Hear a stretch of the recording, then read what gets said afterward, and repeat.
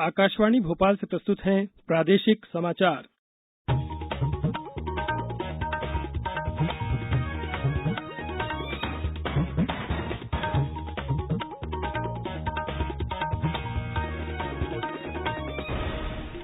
नमस्कार, समाचारों के साथ मैं नवनीत चौबे। पहले एक अपील। देश भर में 18 वर्ष से अधिक आयु वर्ग के लिए सरकारी केंद्रों में निःशुल्क कोविड टीकाकरण अभियान जारी है।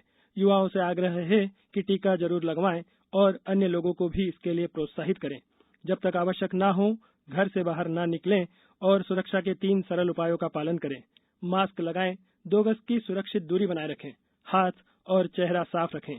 कोविड संबंधी जानकारी और मार्गदर्शन के लिए राष्ट्रीय हेल्पलाइन नंबर 011-2397-8046 और 1075 पर संपर्क करें। अब इस बुलेटिन के मुख्य समाचार। प्रधानमंत्री नरेंद्र मोदी अमेरिका यात्रा से स्वदेश लौटे। पालम हवाई अड्डे के बाहर जोरदार स्वागत। मन की बात में प्रधानमंत्री नरेंद्र मोदी ने कहा, उन्हें मिले उपहारों की नीलामी से मिलने वाली राशि नमामि गंगे अभियान के लिए खर्च की जाएगी। मध्य प्रदेश में कोविड टीकाकरण के चौथे चरण का महाअभियान कल, सभी तैयारियां पूरी और मुख्यमंत्री शिवराज सिंह चौहान कल खरगोन में 14,000 से अधिक श्रमिकों के खाते में 321 करोड़ रुपए की अनुग्रह सहायता राशि करेंगे ट्रांसफर। अब समाचार विस्तार से। प्रधानमंत्री नरेंद्र मोदी आज अमेरिका यात्रा से स्वदेश लौट आए। इस उपलक्ष्य पर नई दिल्ली में उनका जोरदार स्वागत किया गया। भारतीय जनता पार्टी अध्यक्ष जेपी नड्डा सहित बड़ी संख्या में कार्यकर्ता पालम हवाई अड्डे के बाहर मौजूद थे।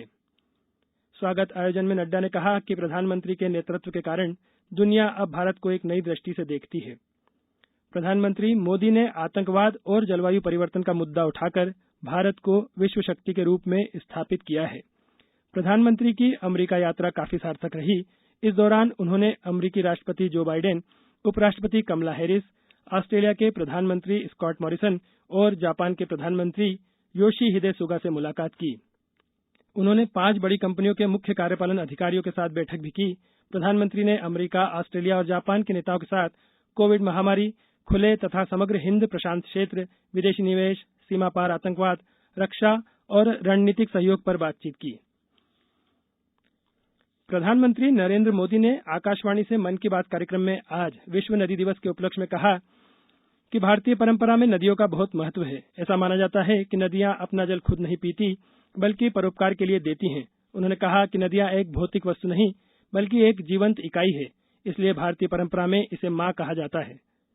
प्रधानमंत्री ने इन दिनों चल रही ई नीलामी का उल्लेख करते हुए बताया कि उन्हें मिले उपहारों की नीलामी से मिलने वाली राशि नमामि गंगे अभियान के लिए खर्च की जाएगी।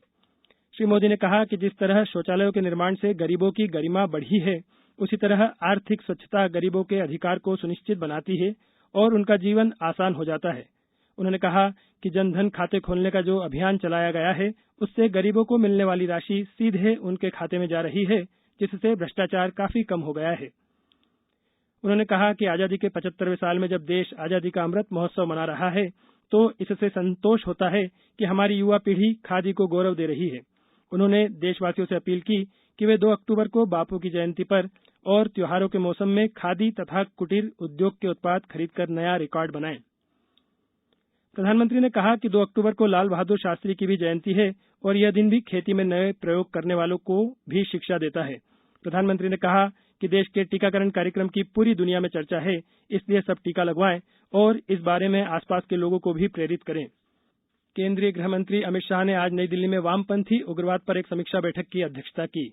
इस अवसर पर उन्होंने कहा, सरकार वामपंथी उग्रवाद से प्रभावित सभी राज्यों के विकास के लिए प्रतिबद्ध है। उन्होंने कहा कि वामपंथी उग्रवाद को रोकने में केंद्र और राज्य सरकारों के संयुक्त प्रयासों से बड़ी सफलता मिली है। गृह मंत्री ने कहा कि जो लोग हथियार छोड़कर मुख्यधारा में शामिल होना चाहते हैं, उनका स्वागत है, लेकिन जो हथियार उठाते हैं और निर्दोष लोगों तथा पुलिस को निशाना बनाते हैं, उन्हें उन्हीं की भाषा में जवाब दिया जाएगा। उन्होंने राज्यों के मुख्य सचिवों से वामपंथी उग्रवाद से निपटने के लिए प्रत्येक 3 महीनों में पुलिस महानिदेशक और केंद्रीय एजेंसियों के अधिकारी के साथ एक समीक्षा बैठक करने को कहा। बैठक में मध्य प्रदेश के मुख्यमंत्री शिवराज सिंह चौहान भी शामिल हुए। अब समाचारों में वक्त है एक ब्रेक का। कोविड-19 से बचाव और सुरक्षित रहने के 3 उपाय। मास्क लगाएं, 2 गज दूरी है जरूरी, सुरक्षित दूरी रखें, हाथ और मुंह साफ रखें।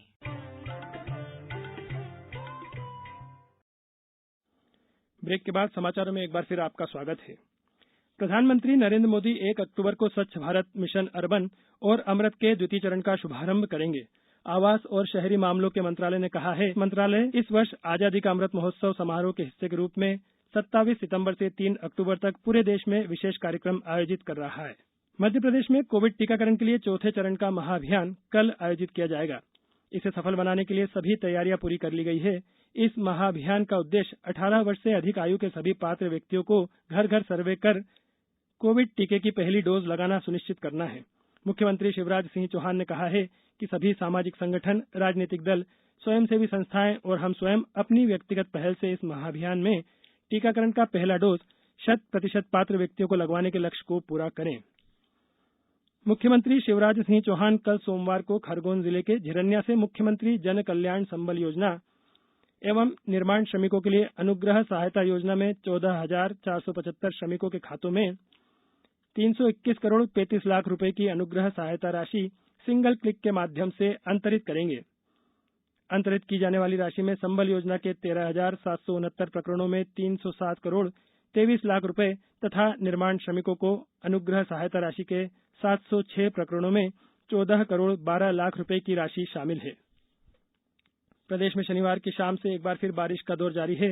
राजधानी भोपाल में रविवार को रुक रुक कर तेज और रिमझिम बारिश हुई। उधर प्रदेश में अगले 24 घंटों में भारी बारिश का अलर्ट जारी किया गया है। खंडवा में सबसे ज्यादा 4 इंच बारिश दर्ज की गई। इंदौर, छिंदवाड़ा और सिवनी में 2 इंच बारिश हुई। होशंगाबाद के तवा डैम के 5 गेट खोलकर पानी छोड़ा जा रहा है। तवा डैम के कैचमेंट एरिया, बैतूल, पचमढ़ी में अच्छी बारिश और सतपुड़ा डैम से छोड़े गए पानी से तवा बांध के जलस्तर में बढ़ोतरी बनी हुई है। इससे शनिवार रात 9 बजे 5 गेट 5-5 फीट खोले गए। मौसम केंद्र भोपाल ने अगले 24 घंटे में 19 जिलों में भारी बारिश का अलर्ट जारी किया है। इनमें इंदौर, उज्जैन, धार, खंडवा, खरगोन, अलीराजपुर, देवास, आगर, बड़वानी, रतलाम, बुरहानपुर, शाजापुर, होशंगाबाद, बैतूल, हरदा, बालाघाट, सिवनी, छिंदवाड़ा और मंडला जिले शामिल हैं। अब कुछ समाचार संक्षेप में। कल खंडवा शहर और जिले के ग्रामीण क्षेत्रों में कोविड टीकाकरण महाअभियान के तहत विभिन्न टीकाकरण केंद्रों पर नागरिकों को टीका लगाया जाएगा। नीमच जिले में शासन द्वारा संचालित कल्याणकारी योजनाओं की जानकारी एवं लाभ प्रदान करने के लिए 2 अक्टूबर से 14 नवंबर के मध्य विधिक जागरूकता कार्यक्रमों का आयोजन किया जाएगा। गुना जिले के ग्रामीण क्षेत्र की 10 ग्रामों की सड़कों को डामरीकृत किया जा रहा है।